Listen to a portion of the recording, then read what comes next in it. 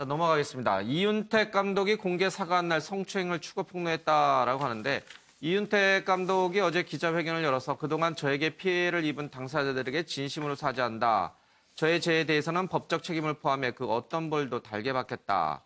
공소시효가 지났다면 다른 어떤 방법을 통해서라도 책임지겠다. 이런 얘기를 좀 하고 있습니다. 그렇지만 성폭행 혐의에 대해서는 인정하지 않았는데요. 성폭행 사실을 인정할 수 없다. 성관계 자체는 있었지만 폭력적이고 물리적인 방법으로 강제로 이뤄지지 않았다라는 얘기를 하고 있습니다. 합의하에 성관계가 있었다. 이런 뜻으로 좀 들리는 것 같습니다. 모든 것은 관행이었고 이렇게 합의하에 성관계를 이룬 것이다라는 식으로 얘기를 하면서 그 후폭풍이 엄청납니다. 직접 영상으로 들어보겠습니다.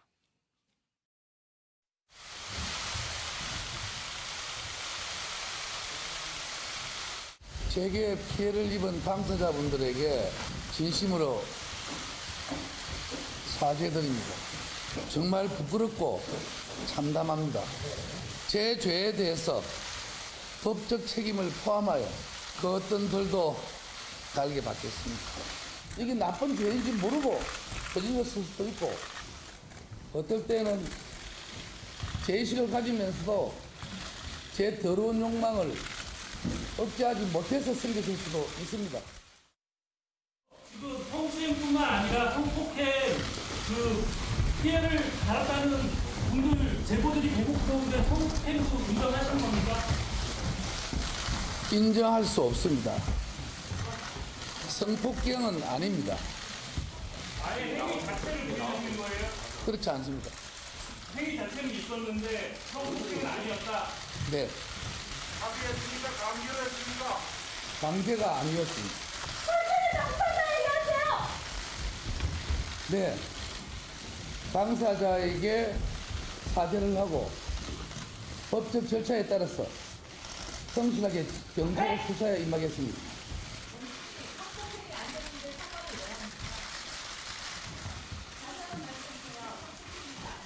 제가 폭력적이고 물리적인 방법으로 성폭행을 하지 않았다는 얘기입니다. 오영준 부위원장님. 예. 그것이 죄가 되는 줄 모르고 저질렀을 수도 있고, 예, 뭐 이렇게 마음속에서 이 사악한 마음 때문에 저질렀을 수도 있다. 이게 해명이 되는 건가요? 이게 변명이 될 수 있는 오히려 해명이 아니고 2차 가해, 3차 가해를 지금 하고 있다고 저는 보고 있고요. 이런 게 이제 가해자의 어떻게 보면 아주 나쁜 그런 어떤 행동이고 또 이러한 사후적으로 이렇게 또 다시 기자회견을 통해서 추가적인 가해를 하는 것은 정말 나쁜 것이고요. 다만 이게 왜 오랫동안, 2000년 초반에 이런 일이 일어났는데 오랫동안 묵인되고 피해자가 상당수입니다. 지금 알려진 피해자만 해도 거의 뭐 한 10명 가까이 되는데 이렇게 왜 이렇게 묻혀져 있었나. 이게 가장 큰 문제거든요. 이 당사자의 뭐 고발 고소는 둘째치고 그 당사자 속한, 피해자와 가해자가 속한 이 조직이 오랫동안 묵인했고 그다음에 이러한 피해자들이 뭔가 여기에 문제 제기하고 고발하면 다시 이 조직으로 돌아올 수 없는, 특히 예술 같은 경우는 계속 예술가로서 활동을 해야 되는데 만약에 여기 예술단체 정점에 있는 이런 가해자, 이런 사람에 대해서 뭔가 고소한다, 고발한다, 문제 제기한다면 다시 이 연극계로 돌아올 수 없거든요. 이러한 거대한 조직 문화가 이런 피해자를 양산하고 가해자가 떳떳하게 오랫동안, 십몇 년 동안 이렇게 계속해서 반복해서 범행 행위를 하고도 이렇게 어떤 연극계의 거두로서 자리 잡고 있었다는 게 정말 우리 사회가 한번 다시 되돌아봐야 될 문제라고 생각됩니다. 우리 연극계가 안타깝게도 이렇게 저변이 막 넓거나 그러진 않아요. 굉장히 이제 좀 좁은 그런 바운더리 경계를 갖고 있는데 그러다 보니까 말씀하신 대로 이 뭐 총예술 감독의 눈밖에 났다가는 아예 그냥 연극계를 떠나야 되는 상황이 되는 거예요. 그렇죠?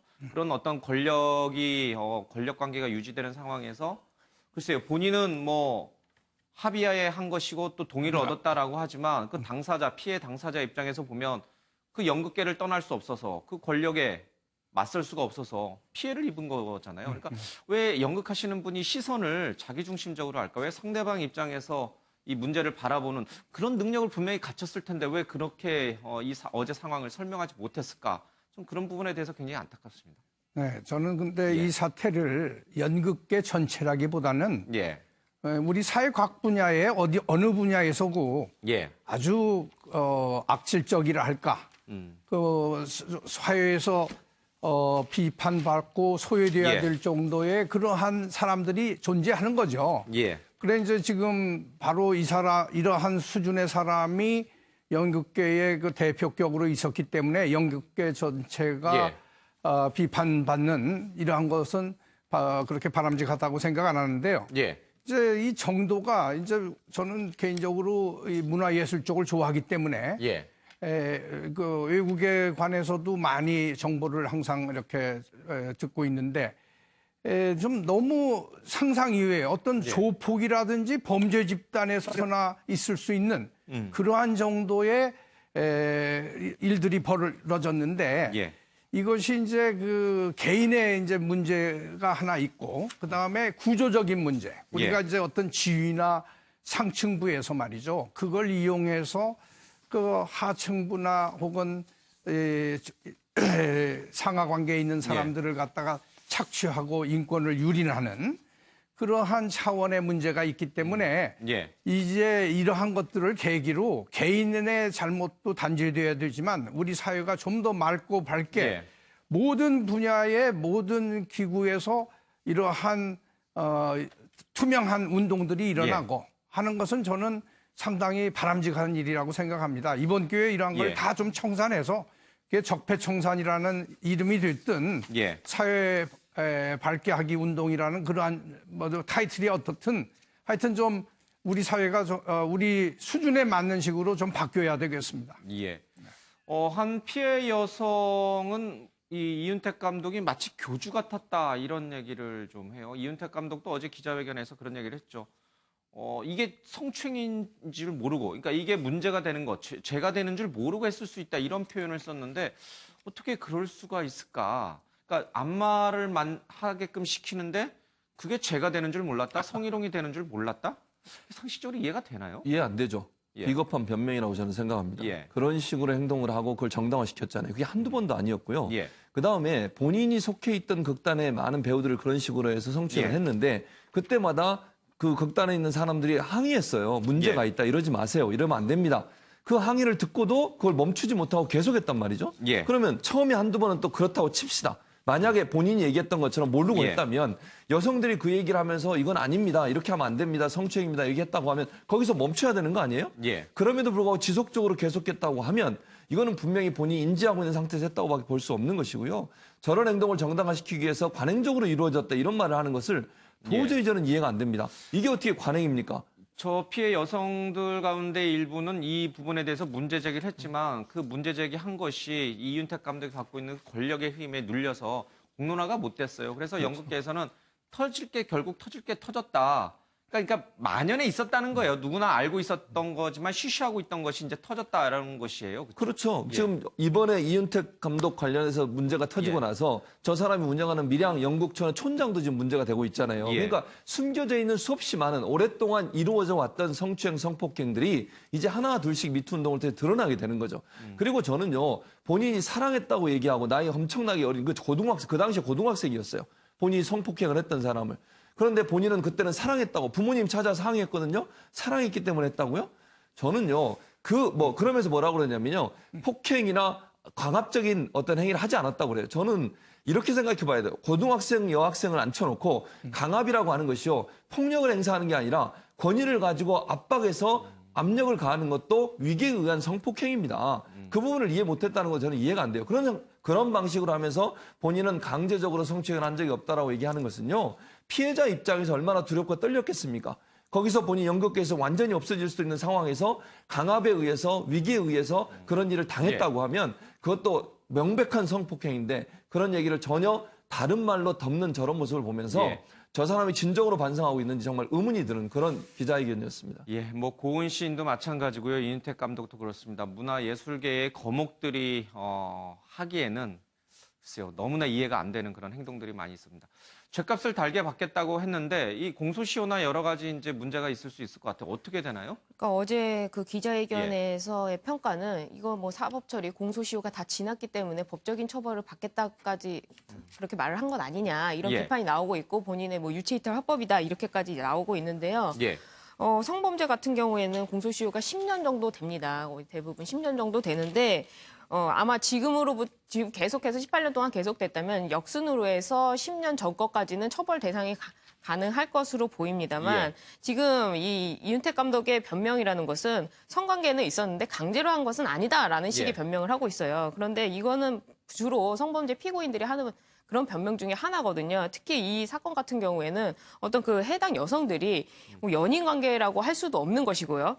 또 이분이 이미 뭐 결혼한 것으로 추측이 되는데 뭐 그런 상황에서 자신의 지위 밑에 있는 사람을 어떤 성관계를 했다고 한다면 이것은 강압적으로 했다고밖에 볼 수가 없는 것이고 그러니까 당연히 처벌의 대상이 되는 겁니다. 또 이 이윤택 감독의 사과 중에 가장 이해할 수 없었던 부분은 자신이 성욕을 주체 못해서 이런 행동을 저지르게 됐다고 했는데 그렇다면 그 여성들을 어떻게 생각하고 있는 것입니까? 거기다가 또 그렇다면 지금까지 당했다고 지금 주장하는 피해자들은 어떤 사람이 되는 겁니까? 이런 부분에 있어서 지금 2차적으로 폭행이 더 이루어지는 것이고 제가 보기에는 이윤택 감독이 사과를 했지만 진정한 사과는 하지 않았다. 그 기자회견장에서도 여성이 나와서 사과는 당사자에게 하고 자백은 뭐 경찰에 가서 하라고 했는데 이런 부분을 좀 새겨 듣고 이제는 진정으로 좀 반성해야 되지 않나 생각합니다. 알겠습니다. 더러운 욕망을 억제 못했다. 그런데 이번에 미투 캠페인이라든지 아니면 이런 어떤 성폭행과 성폭력과 관련된 부분에 대해서 이렇게 뒤늦게 이런 제보가 일어나는 것에 대해서 남성과 여성들의 인식 차이가 좀 있는 것 같아요. 이 중앙일보 이 기사를 좀 보니까요. 여직원이 술 시중을 요구받는 것은 성적 강요다라고 생각하는 남성은 60.7%에 그친 반면에 여성은 85.3%. 또 성희롱을 당하는 사람은 그럴 만한 행동을 했을 것이다라고 생각하는 부분에 대해서 남자는 32%가 그렇다고 보고 있고요. 반면에 여자는 20.8%가 좀 보고 있습니다. 성희롱이 여성의 과민 반응 때문이다라고 생각하는 정도를 보니까 연령대가 많아질수록, 그러니까 50대가 될수록 더 많아지고 있고요. 직장에서 근무 연수가 길수록 더 많아지는 것 같습니다. 그러니까 우리 사회에서 남성들은 이 성희롱에 대해서 여전히 무감각하고 또 여전히 이게 죄가 된다고 생각하지 않고 또 이 성희롱이 오히려 그 여성 때문에 일어난 것이다. 뭐 소위 말해서 여성이 미니스커트를 입었기 때문에 성희롱이 일어난다. 이런 식의 생각을 갖고 있는 남성 직장인들 또 나이 드신 50대가 많다는 얘기예요. 이 조사 결과는요. 그렇죠? 이거 좀 충격적이네요. 네, 그러니까 지금 그동안 오랫동안 성범죄, 성추행에 대해서 가해자와 피해자를 약간 뒤바뀌는 그런 상황들을 그 주변이나 어떤 인사권에서도 이렇게 많이 분위기를 조장했고요. 더군다나 수사나 어떤 재판 과정에서도 상당히 이 성추행의 강제성 문제, 아까 말씀하셨던 강제성 문제에 대해서 꼭 물리적인 저항 이런 걸 해야만 어떤 강제성이 또 물리적인 폭행을 해야 강제성이 인정된다 이렇게 많이 평가를 해왔는데 사실은 이런 역관계, 힘의 관계 속에서 도저히 저항할 수 없는 관계, 딱 이윤택 관계를 그대로 보여주는 겁니다. 연극계에서 아무도 여기에 저항할 수 없는 그런 관계에서 뭔가 성추행을 그런 위계의 힘을 이용해서 성추행을 한다면 이건 바로 강제성이 바로 인정돼야 되는데 수사 당국에서도 이런 부분 강제성을 상당히 엄격하게 제한하면서 인정을 안 했던 그런 측면도 이런 상황을 불러오지 않았나 이렇게 생각이 됩니다. 그러니까요. 뭐 너는 옷차림이 그러니까 성희롱을 당하는 거야. 너가 그렇게 입었으니까 그렇게 되는 거야. 라는 식의 인식을 이제는 좀 하지 않았으면 좋겠습니다. 시청자 여러분 안녕하십니까. 아침엔 매일경제입니다. 오늘 조간신문에 실려있는 사진과 만평부터 보겠습니다. 태극기 휘날리며 차민규 빙속 500m 깜짝 은메달이라고 하는데요. 여자 빙속 500m에 이상화 선수가 있다면 이제 남자에서는 이 차민규 선수를 주목해야 될 것 같습니다. 메달권에 들 것이라고 예상은 못했던 선수였기 때문에 그 은메달이 더 값진 것으로 보입니다. 민유라 폭풍 눈물 오늘 아리랑이라고 하는데요. 민유라 선수 지난번에 이 옷이 좀 풀리면서 상당히 어려움을 좀 겪었죠. 그럼에도 불구하고 최종 16위에 오르면서 이제 또다시 한 번 더 프리댄스에 출전할 수 있는 기회를 얻었습니다. 모든 연기를 끝난 뒤에 이 폭풍 눈물을 흘리는 모습 여전히 감동스럽습니다. 법사위 파행 14일 만에 국회 가까스로 정상화됐다라고 하는데요. 정세균 국회의장을 비롯해서 여야 3당 원내대표가 국회 정상화에 합의를 했습니다. 동장군 물러가나 한강 곳곳 얼음이 녹았다라고 하는데요. 두 번째 이 절긴 우수를 맞아서 이제 한강의 얼음도 서서히 녹고 있는 것 같습니다. 우리 마음도 이제는 서서히 봄을 좀 준비해야 될 것 같습니다. 관행적으로 사랑했노라 이윤택 예술감독의 어제 기자회견이 있었습니다. 관행. 글쎄요, 어디까지가 관행일까요? 관행적으로 고은, 이윤택, 검찰, 경찰, 미투 등등 하는데 여기저기 우리 사회의 관행이라는 말 속에 저질러지고 있는 악행들이 많습니다. 어느 연극 연출가 제 인생의 연극 무대에서 제가 추악한 역할을 맡아서 했습니다. 라고 얘기를 좀 하고 있죠. 미투. 여기저기서 폭로가 쏟아지고 있습니다. 자유, 정의, 민주, 예술, 진리라고 얘기를 좀 하고 있는데요. 다들 하체가 벌거벗었습니다. 글쎄요, 저런 상태에서 저런 가치들을 외칠 수 있을까요? 나이팅게일 선서 촛불 드는 이유 태움 문화라고 하는데요. 요즘 간호사들 사이에 이 태움이라고 하는 학대 행위가 크게 번진 것으로 확인이 되고 있습니다. 큰 충격을 주고 있습니다. 자, 오늘 함께해 주실 분들 소개해드리겠습니다. 윤영호 국민대 명예교수, 오영중 민주당 법률위원회 부위원장, 최진봉 성공회대 교수, 배승희 변호사가 함께합니다. 어서 오십시오.